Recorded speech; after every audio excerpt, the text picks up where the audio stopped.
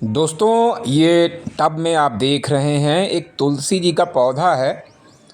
तो ये जो टब है इसमें अब फरवरी का महीना ये चल रहा है। तो अभी देखिए, इसमें मैं सोच रहा हूँ कि कुछ साग जैसी चीज़ लगाऊँ। तो मेरे दिमाग में ये है कि मैं लाल साग इसमें लगाऊँ। तो गर्मियों के लिए ये लाल साग बहुत बेहतर है और पौष्टिक भी माना जाता है। तो मेरे पास और कोई जगह नहीं थी, तो मेरा ध्यान इस टब की तरफ गया और इसमें तुलसी जी के 2 पौधे हैं। तो मैं सोच रहा हूँ कि तुलसी जी के पौधे को आराम से निकाल करके और किसी दूसरे पॉट में शिफ्ट करूँ।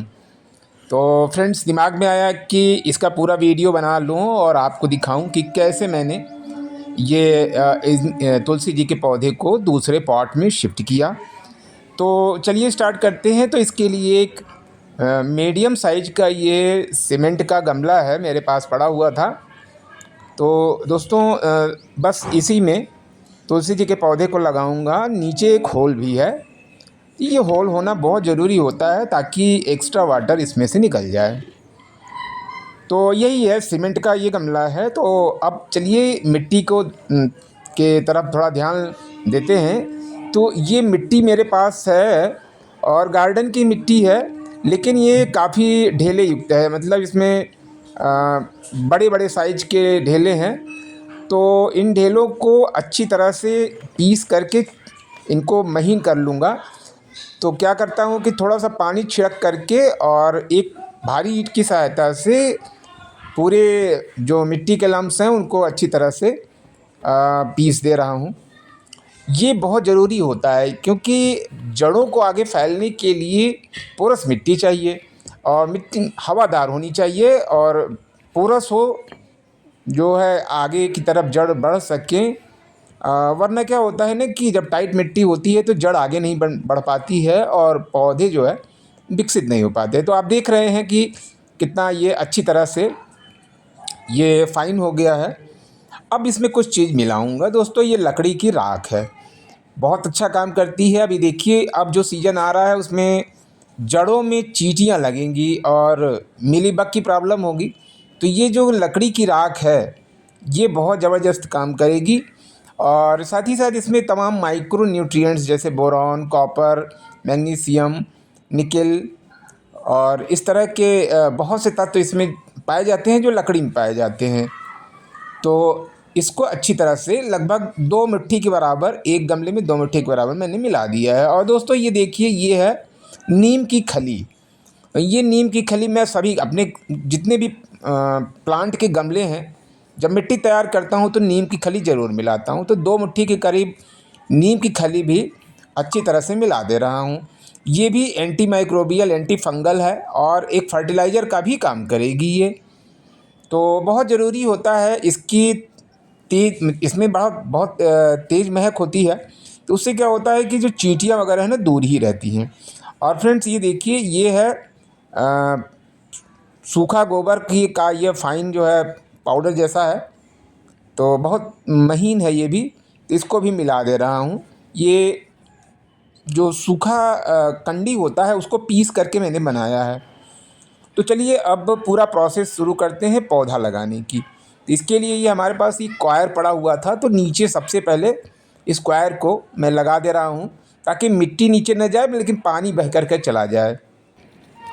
और दोस्तों, आजकल ये मटर के छिलके बड़ा काम कर रहे हैं गमलों में दबाने के लिए। तो कुछ हरे मटर के जो छिलके हैं उनको लगा दिया है और कुछ सूखी पत्तियाँ भी गमले में डाल दिया है। जब भी गमला तैयार करें तो ये काम आपको ज़रूर कर लेना चाहिए। अब चलिए निकालते हैं पौधे को।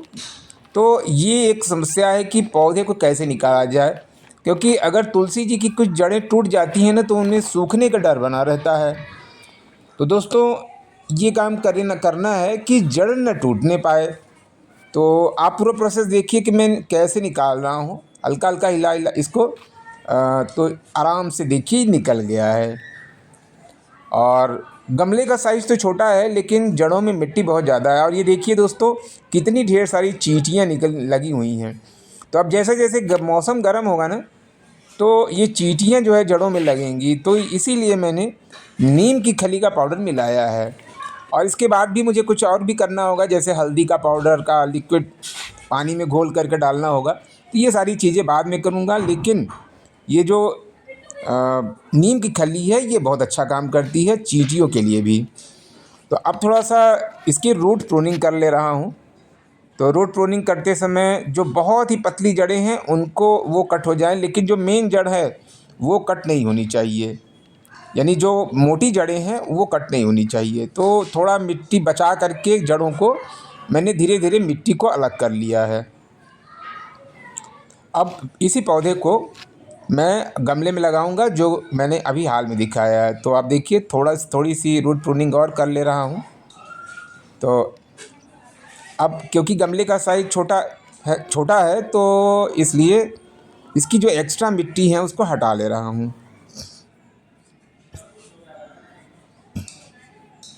इसमें 2 पौधे हैं तो दोनों को अलग अलग लगाना है।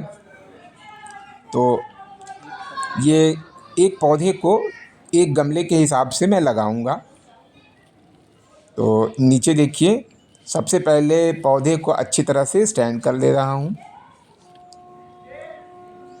पौधा स्टैंड होने के बाद अब इसमें मिट्टी डालना है जो मैंने ऑलरेडी तैयार किया हुआ है। तो मिट्टी को कैसे इनरिच मैंने किया है अभी आपने देखा है। ये जब भी पुरानी मिट्टी का आप यूज करें तो पहले आपको उसको इनरिच कर लेना चाहिए। और गमले में अभी डायरेक्ट अब मिट्टी ही डालनी है। तो ये देखिए अच्छी तरह से मैंने इसको स्टैंड कर लिया है और अब मिट्टी को मैं डाल रहा हूँ। तो गमला कैसे तैयार किया जाता है, हो सकता है आपको मेरे इस वीडियो से हेल्प मिले। तो फ्रेंड्स, अगर ये वीडियो आपको इन्फॉर्मेटिव लग रहा हो तो प्लीज़ लाइक करें, और कमेंट करें, शेयर करें। और अगर आप मेरे चैनल पे नए हो तो प्लीज़ सब्सक्राइब भी कर सकते हैं। और मेरी यही कोशिश रहती है कि अच्छे अच्छे वीडियोस को, गार्डनिंग के जो अच्छे इन्फॉर्मेटिव वीडियोस हैं उनको अपने चैनल पर डालूं ताकि सभी लोगों को उससे हेल्प मिल सके। तो अब इसके बाद वाटरिंग की बारी आती है। तो सबसे पहला काम ये है कि गमले को पूरी तरह से पानी से भर देना है। और दोस्तों, इसको शेडिंग एरिया में रखूँगा, धूप में अभी कम से कम 3-4 दिन तक धूप में नहीं रखना है। और गमले को देखिए पूरी तरह से पानी को ऐसा भर दूंगा कि नीचे तक पूरा, और जो मिट्टी है वो जा कर के जड़ को अच्छी तरह से पकड़ लेगी। तो बीच बीच में फर्टिलाइज़र वगैरह जो मैं डालूँगा आपको उसका भी इन्फॉर्मेशन दूंगा अपने वीडियो के माध्यम से।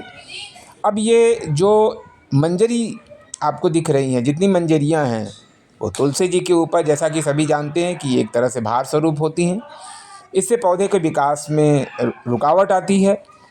तो अब ये मंजरियों को तोड़ ले रहा हूँ, लेकिन इनको फेंकना नहीं है। इनको थोड़ा थोड़ा करके चाय वगैरह में डाल करके, बहुत अच्छे टेस्ट भी आता है और बहुत फ़ायदा भी करता है। तो थोड़ी थोड़ी चाय में डाल करके इसका यूज किया जाएगा। तो इतनी मंजरी निकली है और इसका चाय में इस्तेमाल होगा दोस्तों। और एक बार हल्की सी वाटरिंग फिर, और बस अब इसको शेड में रख देता हूँ। तो दोस्तों, ये वीडियो कैसा रहा, अगर आपको अच्छा लगा हो तो प्लीज़ कमेंट करें, शेयर करें, लाइक करें। तो एक बार फिर से मिलते हैं इसी तरह के एक अच्छे से वीडियो के साथ। तब तक के लिए हैप्पी गार्डनिंग।